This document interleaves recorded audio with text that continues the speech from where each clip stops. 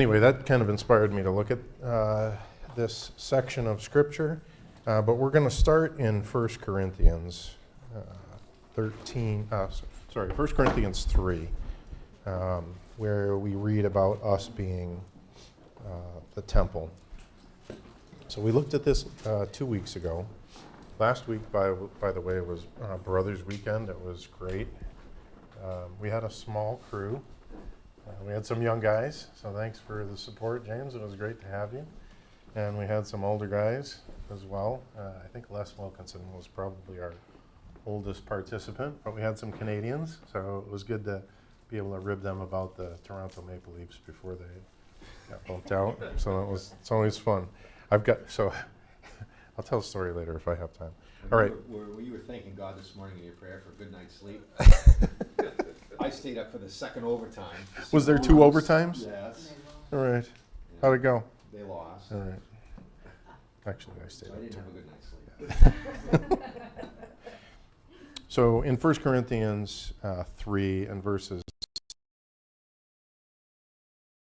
16 and 7, 2 weeks ago, but I want to start here again. Don't you know that you yourselves are God's temple and that God's Spirit lives in you? If anyone destroys God's temple, God will destroy him, for God's temple is sacred, and you are that temple. So,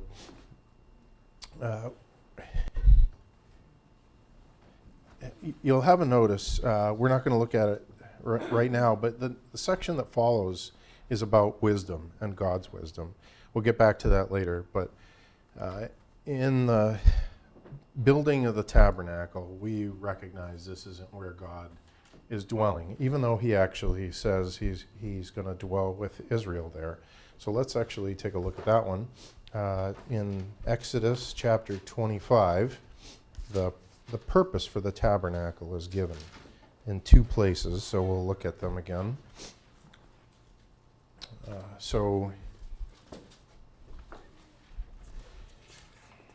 was that, Jim?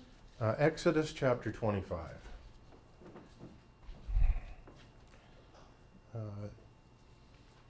In verse 8, and let them make me a sanctuary that I may dwell among them. So it seems like this physical place is where God's going to dwell. And we have the images of the smoke and the fire, and God moves in Israel. When the smoke and the fire move, then Israel gets up and moves. So it's very evocative of God living in a house the same way we live in a house. And Solomon, he argues this point against this point in 1 Kings when he's building his temple. So if we looked at this 2 weeks ago, but I think it's important to set this up again. 1 Kings chapter 8 and verse 27. So he's dedicating the temple. He's already built it, and the ark comes to the temple in the beginning of the chapter, and we read starting in verse 27. But will God really dwell on earth? The heavens, even the highest heaven, cannot contain you. How much less this temple I have built? And a similar theme in Isaiah. Let's go to Isaiah. Again, scriptures that we looked at 2 weeks ago.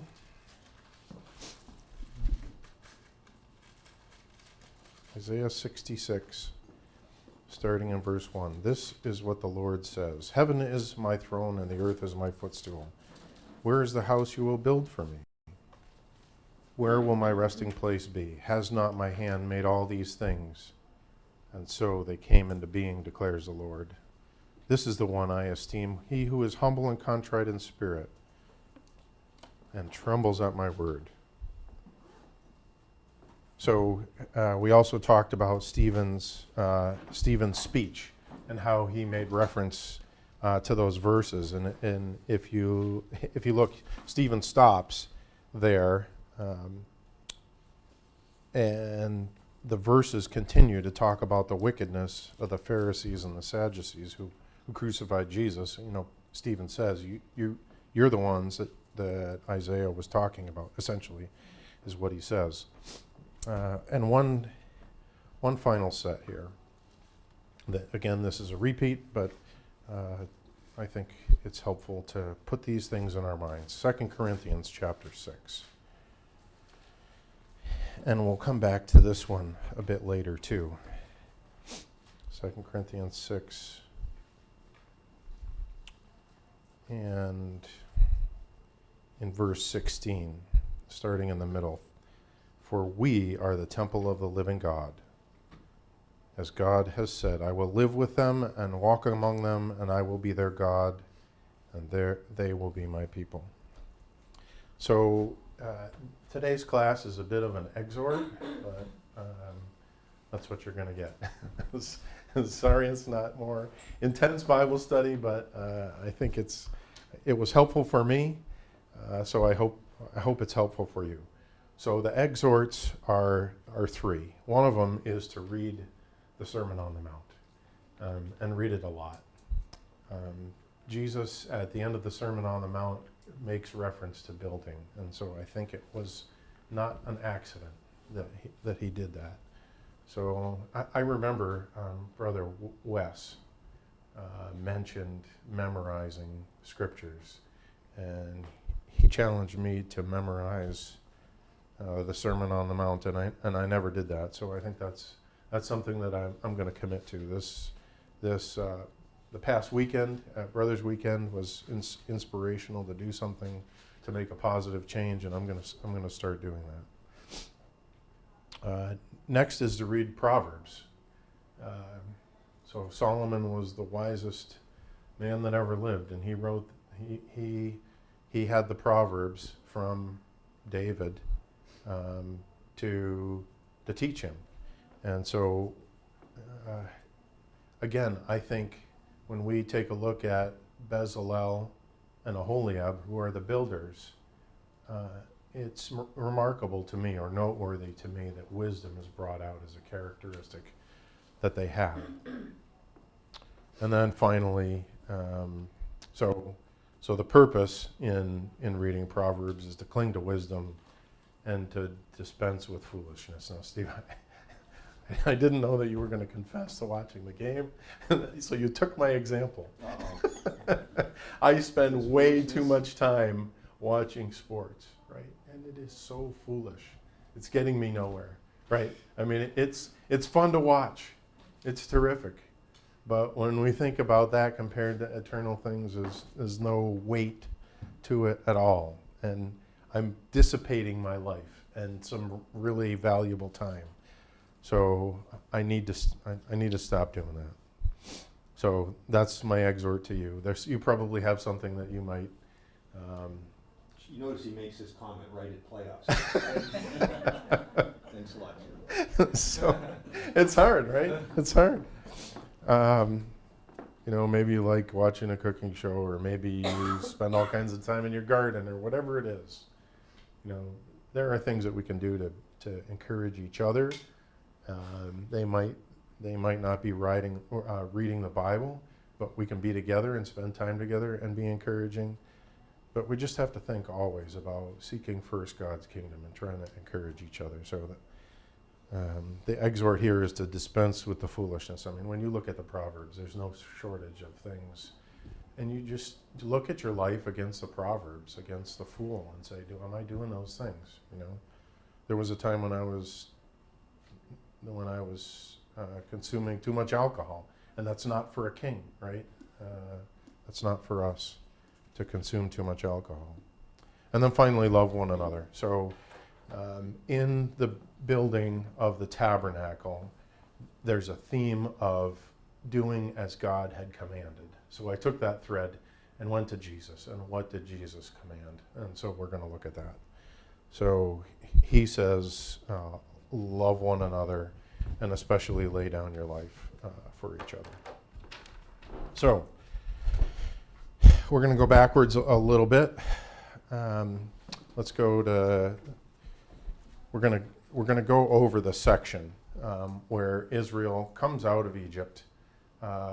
We get to chapter 19 where they come to Mount Sinai, and I kind of want to detail. Again, we did this 2 weeks ago, but quickly go through that again. So first thing is God picks Israel as his own. And he does this in chapter 19, verse 6. Exodus 19, verse 6. So if Exodus, I'm on page, there we go. Maybe I'll back up it just a little bit. Verse 5, now therefore, if ye will obey my voice indeed and keep my covenant, then ye shall be a peculiar treasure unto me, above all people, for all the earth is mine, and you shall be unto me a kingdom of priests and a holy nation. These are the words which thou shalt speak unto the children of Israel. So this is God speaking to Moses as he's about to give him the Ten Commandments. And he's saying, this is a special people. This is what they need to do. So we get the code, what I'm calling the code of conduct. Those might not be the perfect words to describe what Moses is going to give to Israel. But in Exodus 20 through Exodus 23, we get the code of conduct. And we talked about what those things were last 2 weeks ago, briefly. Obviously, the Ten Commandments about getting rid of idols and idol altars, laws about personal injury and property protection and justice and mercy, the Sabbath, annual feasts. So all those things happen as Moses is up on the mountain. He gets the law, then he comes down again. Then he goes up, and I think, again, I mentioned it, it was either 5 or 6 times, but he goes up again for the last time, second to last time. He goes up and he gets all the commandments about the construction. So 25, Exodus 25 to 30 are basically the construction, I'm calling them the construction instructions. So how to build the tabernacle. In chapter 31, Bezaleel and Aholiab are picked. And I think it's interesting how the Sabbath is interjected here when God picks Bezaleel and Aholiab. And I think it's interesting because even though they are selected to build the tabernacle, they still had to obey the Sabbath, right? It wasn't like, okay, keep going, doesn't matter, this is God's work, we're gonna break the Sabbath so we can do this awesome work for God. God said, obey the Sabbath. And it's remarkable, I think, because of the number of times that it actually is mentioned in this particular section. You'd think, okay, he says it once, maybe he says it twice, maybe he says it 3 times, but he says it something like 10 times about obeying the Sabbath, which I think it's a warning to us and to them. So then we have the golden calf and comparing man's way and God's way. Then in 33 and 34, God reassures Moses that his presence will be with him, and he appears to Moses. Then in 35, so 25 to 30 is here's the recipe. This is how you're supposed to do the blueprints of how you're supposed to do this. This is how you're supposed to cook the turkey. So 31, Bezaleel and Aholiab are selected, and then we get to chapter 35 is where things actually start happening. So the people are responding.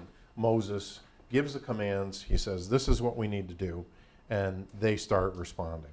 So the offerings are made, they're collected, and in 36, verse 7, I think they stop.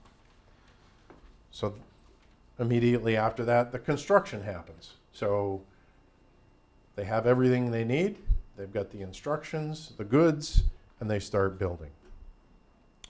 So we're going to look at that a bit, and that's where I'm taking the exhortation about doing exactly what God commands, because you look at the instructions and you look at what happens, and it's identical. And it may seem tedious to us, but I think it's serving a purpose, an exhortation purpose for us, which is basically do everything exactly as God has asked us to, right? Who has a King James? Does everybody have King James? Who doesn't have King James?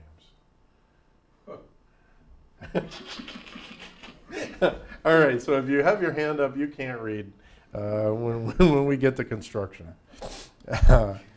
So then construction happens, and Moses does a check, and he says, "What is this? Does this look like what it's supposed to look like?" And again, this is just reinforcing the same message about doing everything the way that God commanded. So all the stuff was built. I guess there was kind of like a prefab, right? They made all the articles that they needed to set up the tabernacle, and then they actually set it up. So I think it was the second year, first month, first day that it was actually erected. So they were in the wilderness, I think, for a year, and then all that construction happening, and finally they put it up. So explain that again. So I like that prefab. Prefab, yeah, right. So they had to. So as an example, you don't just get acacia slabs that are this thick and that wide and this tall, right? They had to actually go find the wood and cut them to the right size and overlay them with gold, right? So that's the prefab. So that happens in 36:8 to 39:31. So they've collected everything they need to collect, and then after that, then they put it up, right? So that happens in chapter 40. We want to go there really quickly, maybe.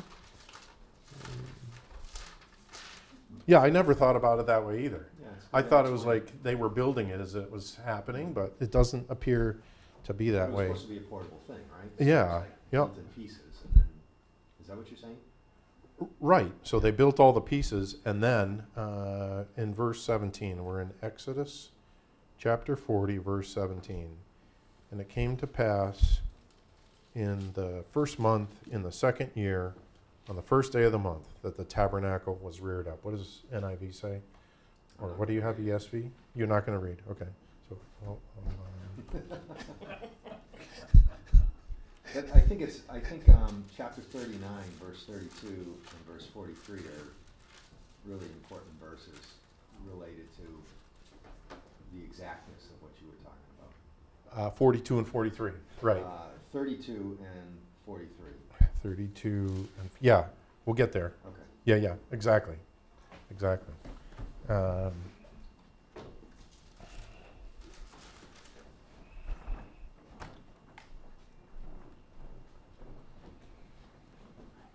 So since Steve wouldn't read it for me. So the tabernacle was set up on the first day of the first month in the second year. So reared up means set up, I guess. All right, so 1 year in the wilderness they were before they actually set up the tabernacle.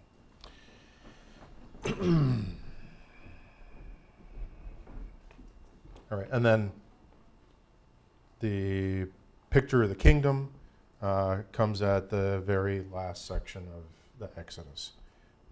Chapter 40, verses 34 to 38, God's glory fills the tabernacle. So that's what this is all about, right?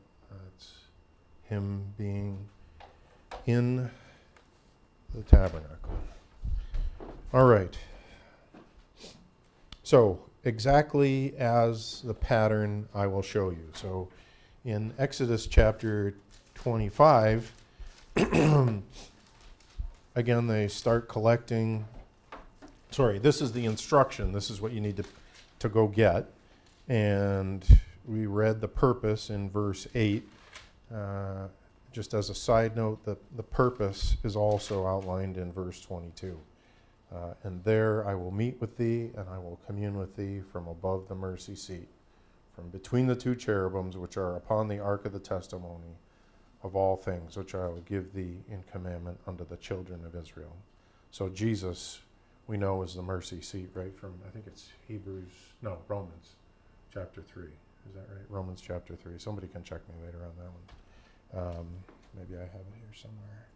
Anyway, we know Jesus is central to God's presence and our communion with him there in this image at the Ark of the Covenant. So that's the purpose. And in verse 9, the point that I want to try to make now is that everything that we do has to be according to God's commandments. That's what they did here. So in verse 9, chapter 25, verse 9, we'll start in verse 8 to help. And let them make me a sanctuary that I may dwell among them, according to all that I show thee, after the pattern of the tabernacle and the pattern of all the instruments thereof, even so shall ye make it. So that's the setup. He's saying you need to do this way. I'm giving you a pattern for you to follow. And just on that same line, it made me think of the Revelation, so I just want to go there. We are not at liberty, right, to make adjustments to the plan that God has. It's His, He said it, and we can't add or take away. From the Revelation chapter 22, I warn everyone who hears the words of the prophecy of this book, if anyone adds anything to them, God will add to him the plagues described in this book. So you add, plagues will come to you. And if you take away, your name's going to get written out of the book of life. And if anyone takes words away from the book of prophecy, God will take away from him his share in the tree of life and the holy city, which are described in this book. So the same way, the children of Israel had no liberty to make adjustments to what God said, this is how you build the tabernacle. When I say I want it a cubit and a half wide, a cubit and a half deep, and 2.5 cubits long, that's how you make it. You know, you don't, 2.5 is a hard number, I'm going to round up, right? There's no rounding up. There's no rounding down. Either one.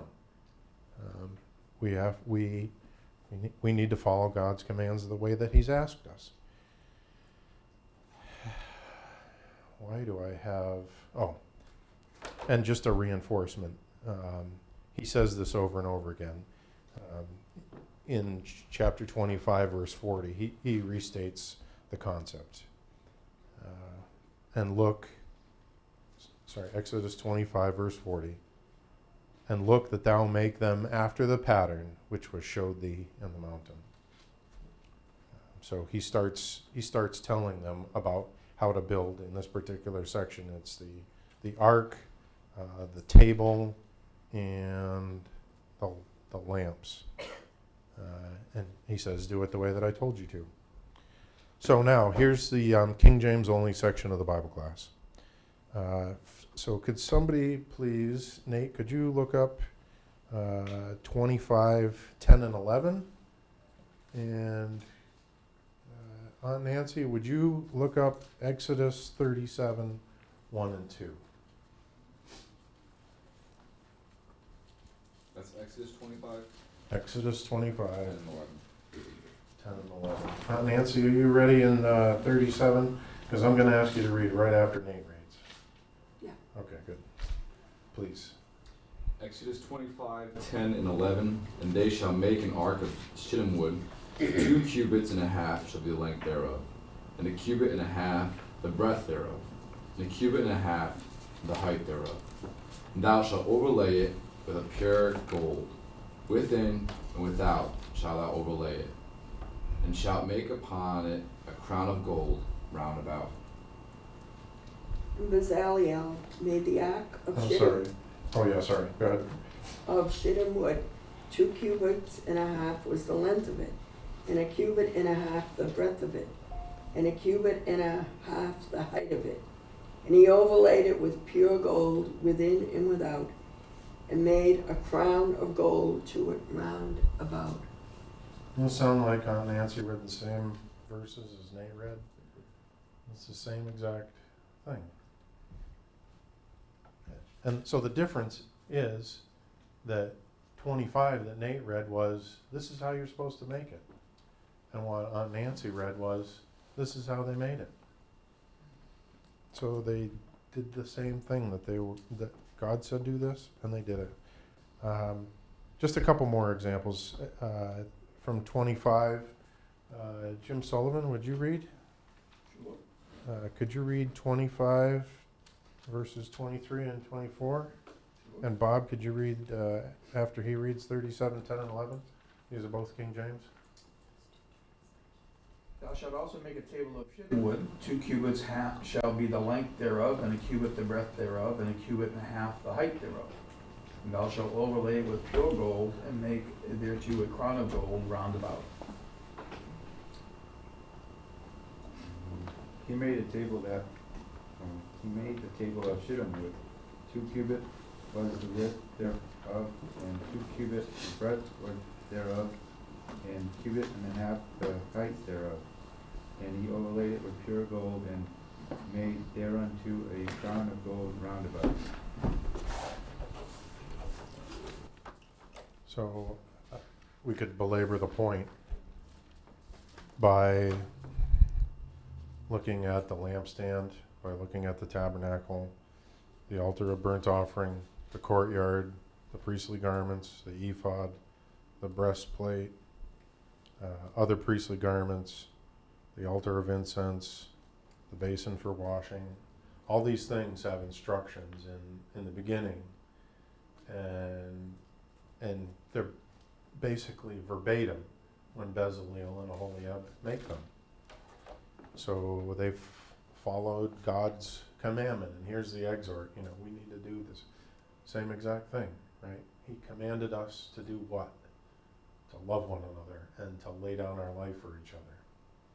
To seek first the kingdom. To love the Lord your God with all your heart, soul, mind, and strength, and love your neighbor as yourself. Right?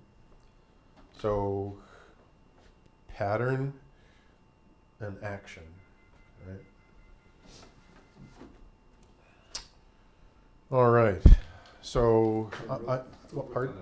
Yeah. Actually, because I'm setting in context, I can see why you would be focusing on this as a project manager, how there's always a specification, people always want to question and RFI and say, are you sure this is what you meant? Can we go this way? This is easier. This would be more cost effective. There's some value engineering here.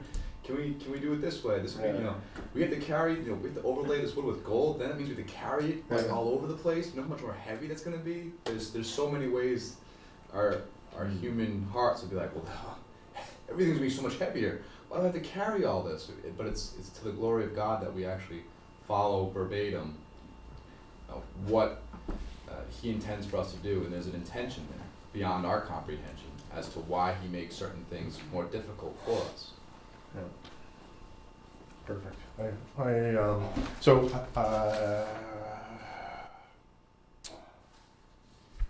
Yeah, perfect. Thank you, Nate. That's great. That's the hard part that we need, right? That's the hard part we need. So, in chapter 31, in verse 6, in verse 10, and verse 11, Bezalel and Aholiab are given the same. They take those instructions. You guys do the way that God commanded, as I commanded, and then we get to the execution part. So let's get to the execution part. Exodus 35, verse 29.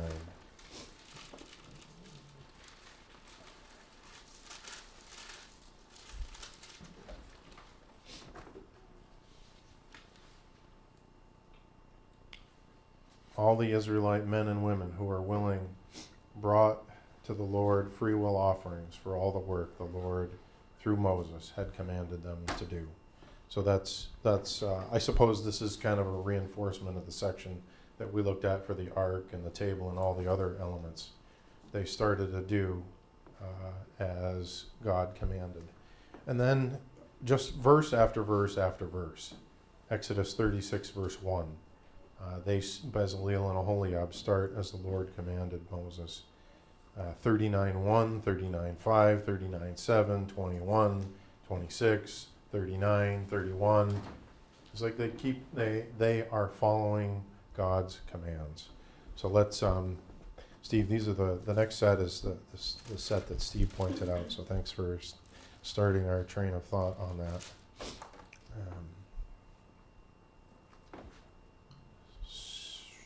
So I think it's actually 32 and 30. 39, 32, and then Yeah, 39. 39, 32, and 33, and 42 and 43. So all the work on the tabernacle, Exodus 39, starting in verse 32. So we're at the point where everything's been constructed. They've put together all the priestly garments.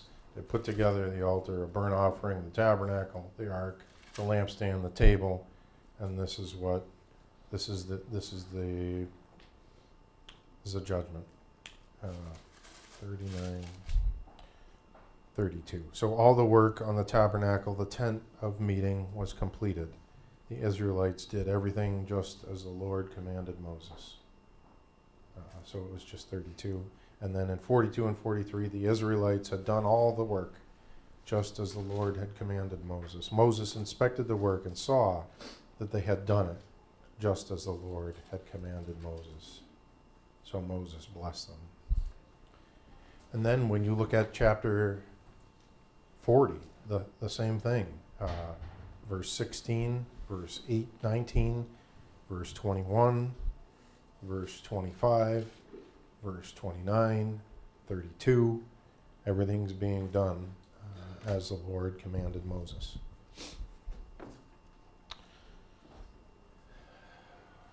So now,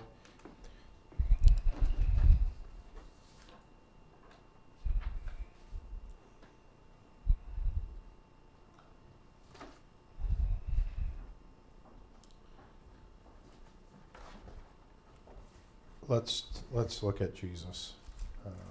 Jesus in John chapter 12.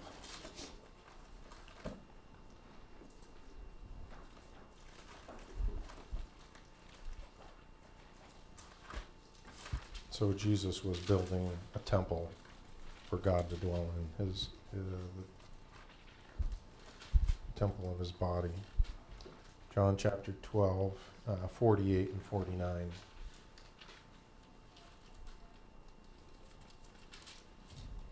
I'm going to just start in 44. Then Jesus cried out, "When a man believes in me, he does not believe in me only, but in the one who sent me. When he looks at me, he sees the one who sent me. I have come into the world as a light, so that no one who believes in me should stay in darkness. As for the person who hears my words but does not keep them, I do not judge him. For I did not come to judge the world, but to save it. There is a judge for the one who rejects me and does not accept my words. That very word which I spoke will condemn him at the last day. For I did not speak of my own accord, but the Father who sent me commanded me what to say and how to say it. I know that this command leads to eternal life.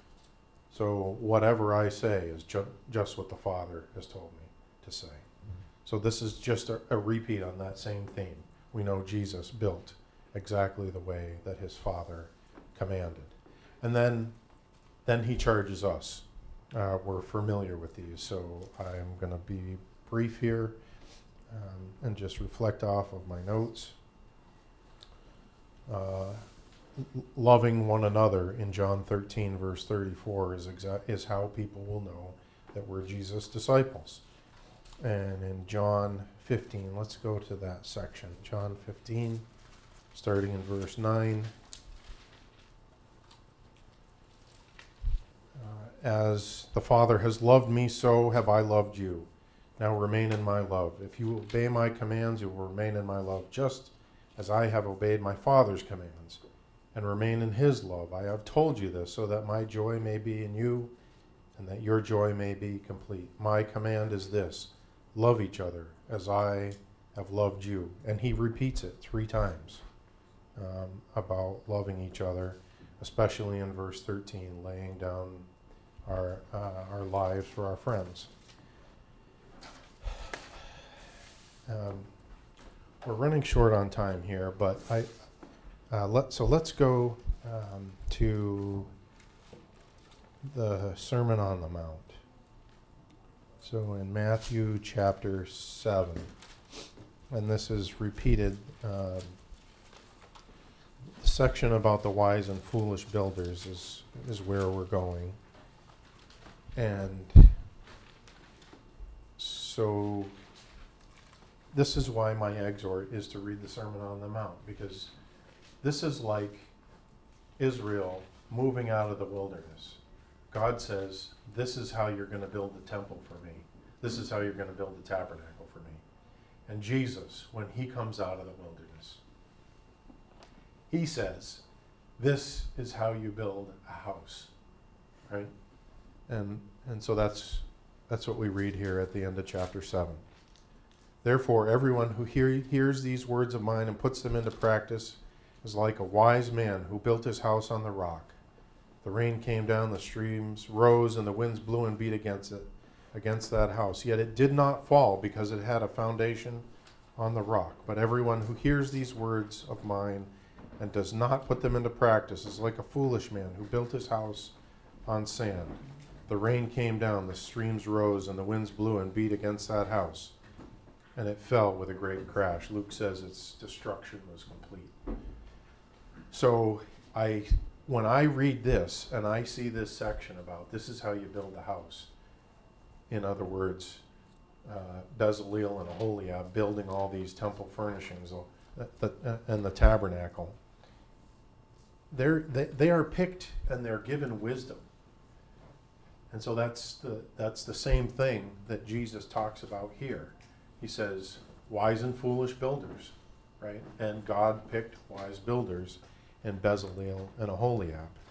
So, again, when I reflect on the Proverbs, and Solomon, the same way, right? He was a wise man, a wise builder. He was the wisest man, and he built the temple for God, right?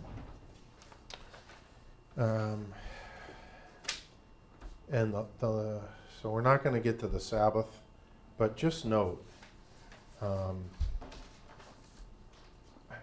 to me it's amazing. In Exodus chapter 20, the Sabbath is mentioned in verse 8, verse 10, and verse 11. In Exodus 31, so again, this is all on the mountain and giving the commands about how to build the tabernacle. In that context, this mention of Sabbath restriction is mentioned all these times. So chapter 28, 10, and 11, chapter 31, 13, 14, 15, and 16, including the reference back to Genesis. And then in Exodus chapter 35, immediately before they get to setting to do the work, Bezaleel and Aholiab are just about to do all this stuff. And again, no days off, right? This is an important project. We got to get it done on time. No, you're going to observe the Sabbath. And he reminds them, just like Nate said, we get our own ideas. We think, oh, this is better, right? Just like the people who said, we're going to put money into the temple instead of take care of our parents. Not God's way, right? He said, take the rest. When you're building my tabernacle, take the rest. And the last thing I want to mention is just the willing spirit that the people had. Exodus 25, verse 2, 35, 5, and 35, 21, 22, and 29. This was a group of willing people. They gave, and they had to be restrained from giving anymore. They were supposed to collect what it was they needed to build, and they did that. And I mean, can you imagine God telling us, stop helping the ecclesia? You've helped enough. Seems what a great blessing that would be. Yeah, there'll be a day. There'll be a day, God willing. All right. Sorry I took all the time and didn't let anybody have any comments except for Nate. Appreciate it.